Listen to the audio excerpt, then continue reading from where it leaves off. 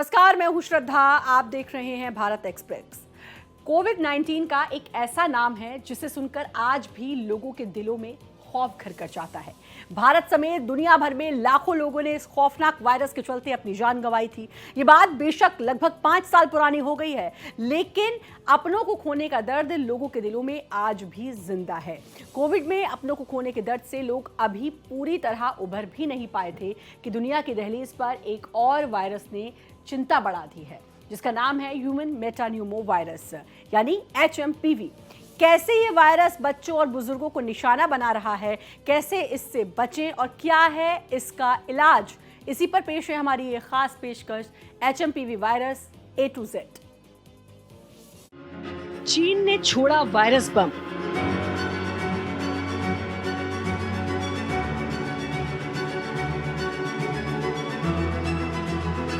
पूरी दुनिया हुई बेदम।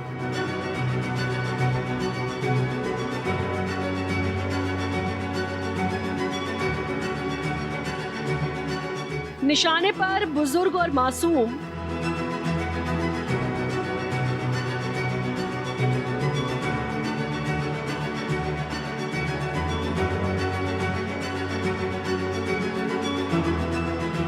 HMPV वायरस से हड़कंप।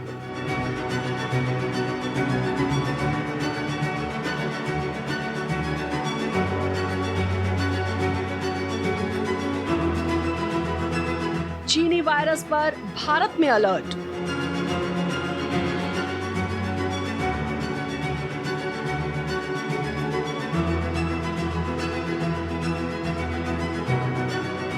खतरा बड़ा भारी, कितनी है तैयारी?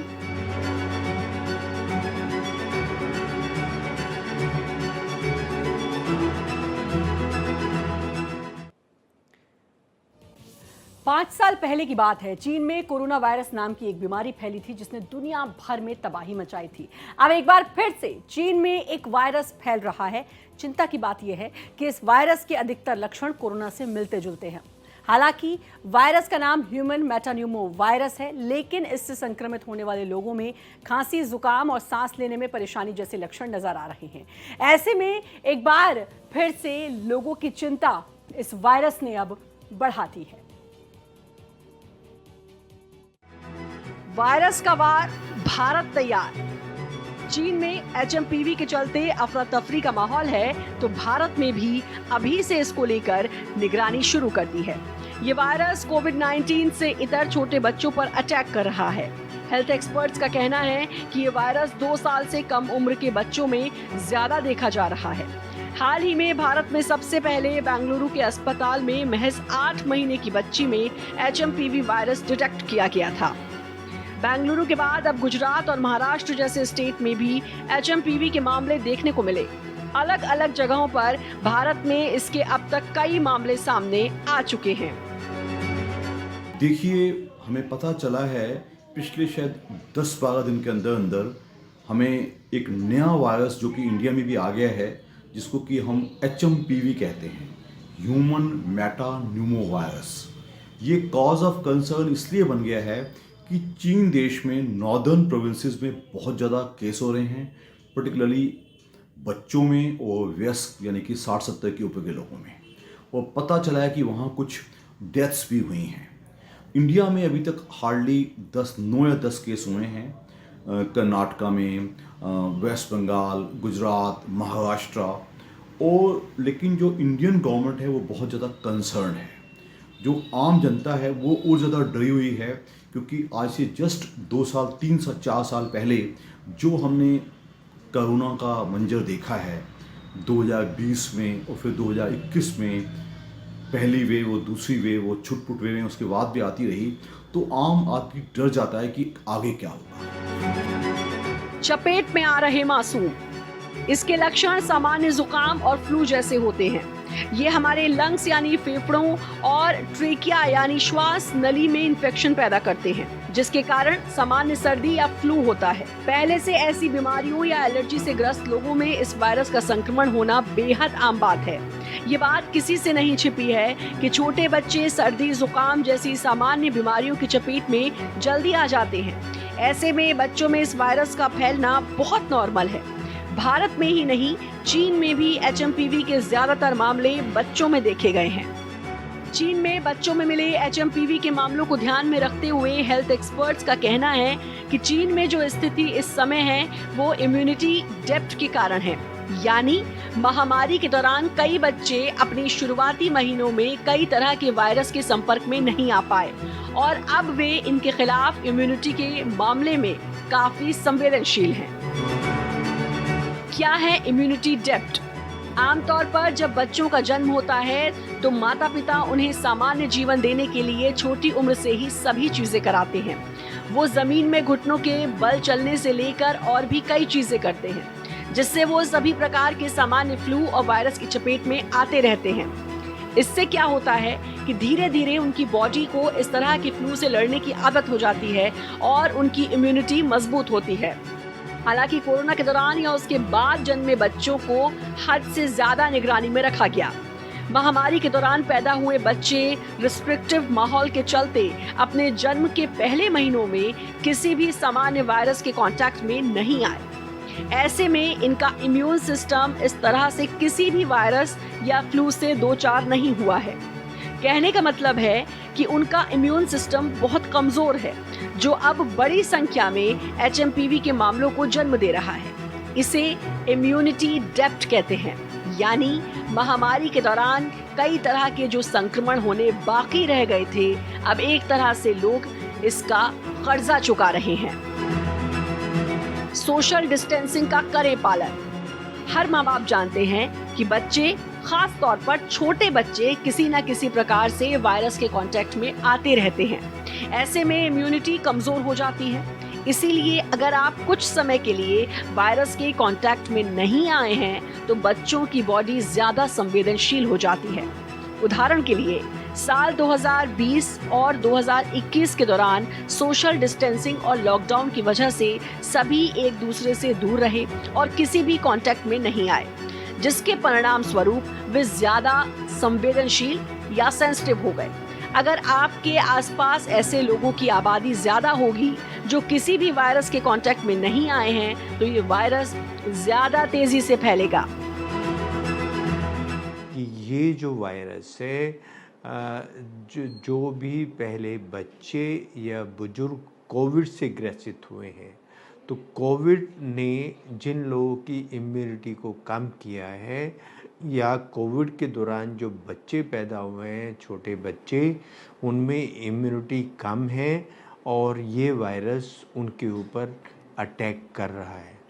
कि ये जो वायरस है ये शायद कोविड की तरह ही अटैक करेगा, क्योंकि वो भी एक आरएनए वायरस था और ये भी आरएनए वायरस है और दोनों रेस्पिरेटरी ट्रैक्ट पे अटैक करते हैं। कोविड के दौरान पैदा हुए बच्चों में खतरा।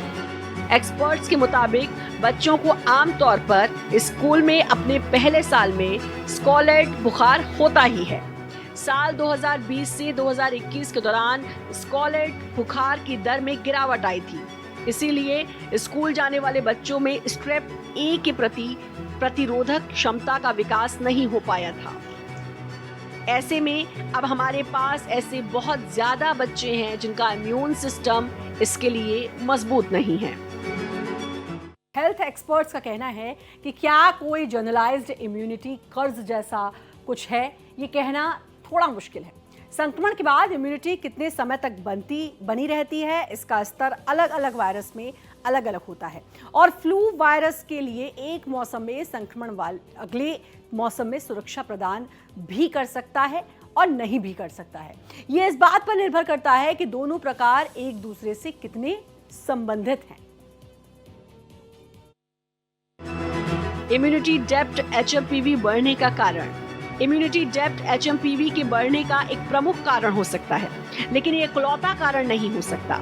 डॉक्टर्स के मुताबिक HMPV के बढ़ने में मौसम का भी बहुत बड़ा रोल है।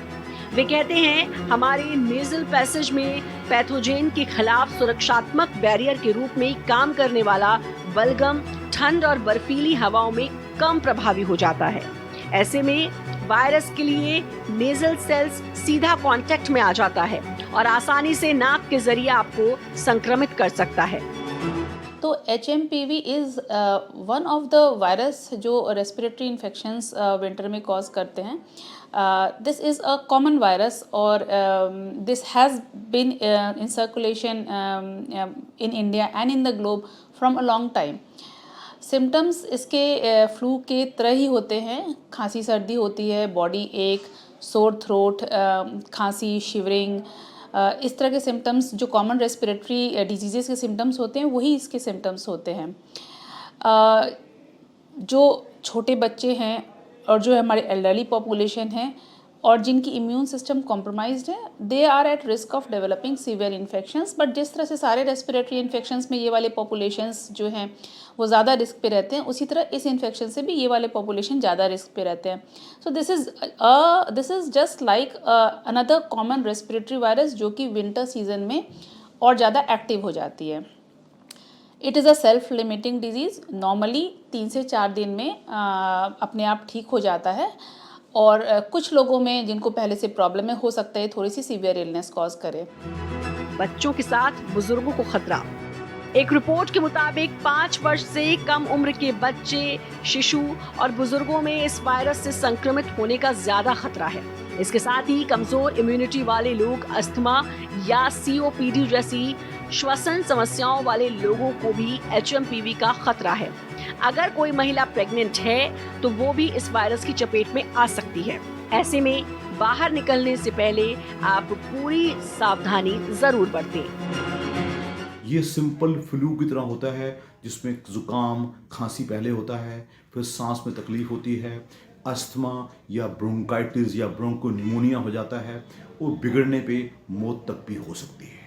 लेकिन जो अभी तक केसेस हमने देखे हैं ऐसा कुछ भी नहीं है।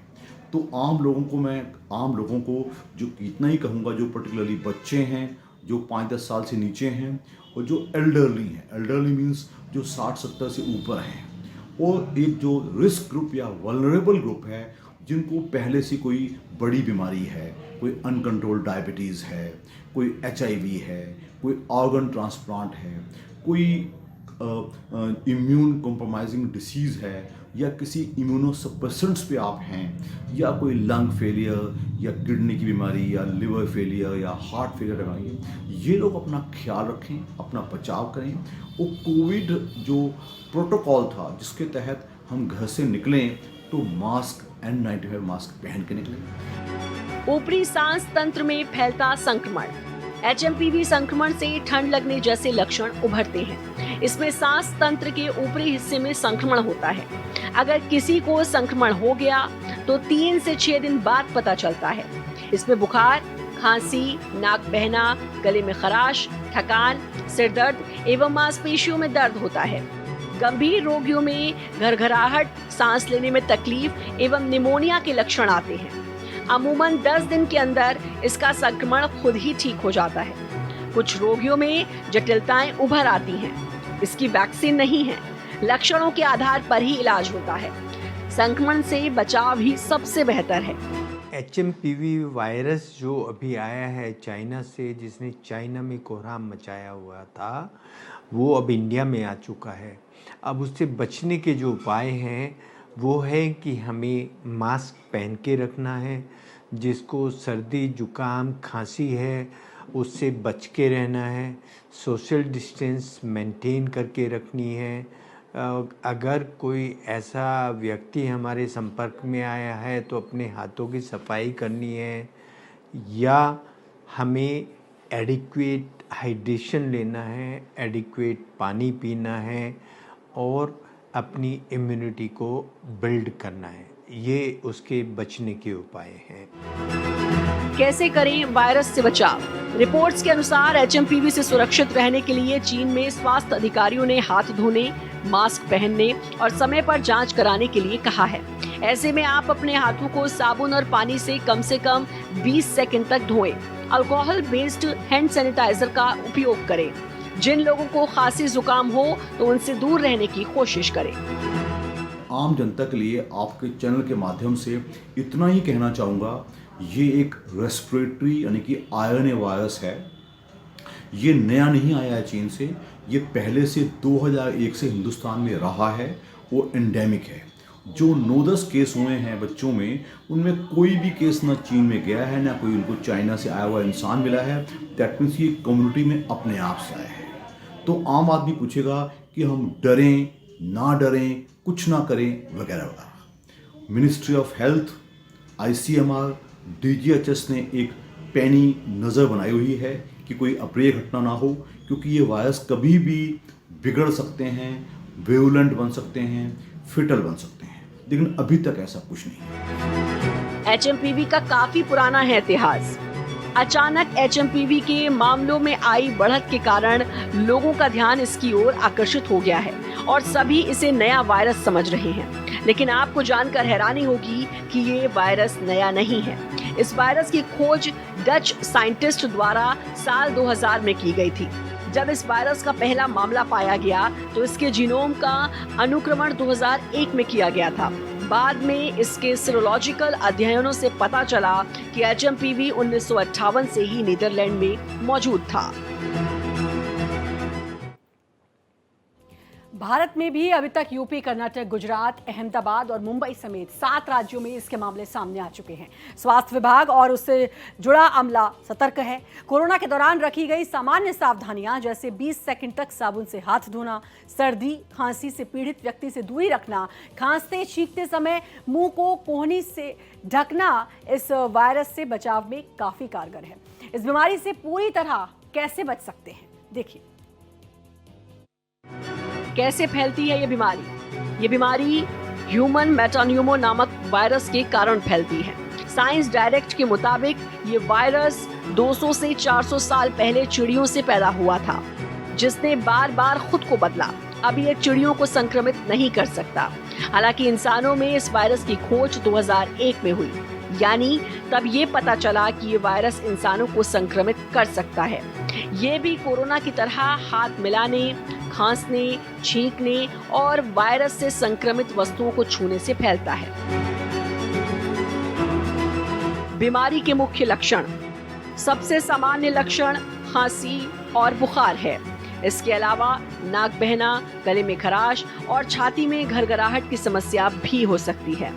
गंभीर संक्रमण में सांस लेने में दिक्कत और बदन में रैशेज हो सकते हैं। संक्रमित होने पर 3 से 5 दिन में इसके लक्षण दिखने लगते हैं। इसका कोई पर्टिकुलर ट्रीटमेंट नहीं है। Treatment is mainly supportive. जैसे सिम्टम्स हो रहे हैं उस तरह की मेडिसिन दी जाती है ताकि पेशेंट को कंफर्ट रहे और वो धीरे धीरे अपने आप ठीक हो जाए। कोई पर्टिकुलर एंटीवायरल ड्रग नहीं है इसका। सो फार कैसे स्प्रेड होता है, जिस तरह से एक दूसरे के पास आने से स्प्रेड होता है।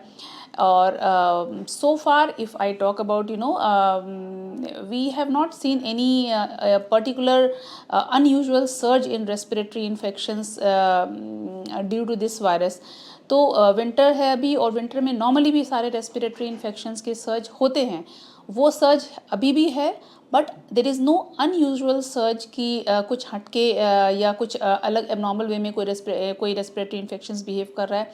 So far at the moment I would say there is nothing to panic about it. Yes, we should be aware about it, we should be alert about it. और जिनको भी इस तरह के कफ, कोल्ड या सर्दी खांसी वाले सिम्टम्स हैं, आप अपने आप को भी आइसोलेट करके रखो ताकि आपसे दूसरों को इन्फेक्शन ना हो। वॉश योर हैंड्स, और दूसरे से आपको इन्फेक्शन हो इसके लिए आप भीड़ भाड़ की जगह पे ना जाएं, वैसे लोगों के कांटेक्ट में ना आए जिनको इन्फेक्शन हुआ है। और बार बार हैंड वॉश करें अपने हाथों से। अगर आपको इन्फेक्शन है तो अपने हाथों से बार बार आँखों को टच ना करें। पानी खूब पिएं and try to keep yourself isolated at least you are having symptoms. इसी के साथ हमारी इस खास पेशकश में इतना ही, लेकिन बाकी खबरों के लिए लगातार बने रहिए भारत एक्सप्रेस के साथ।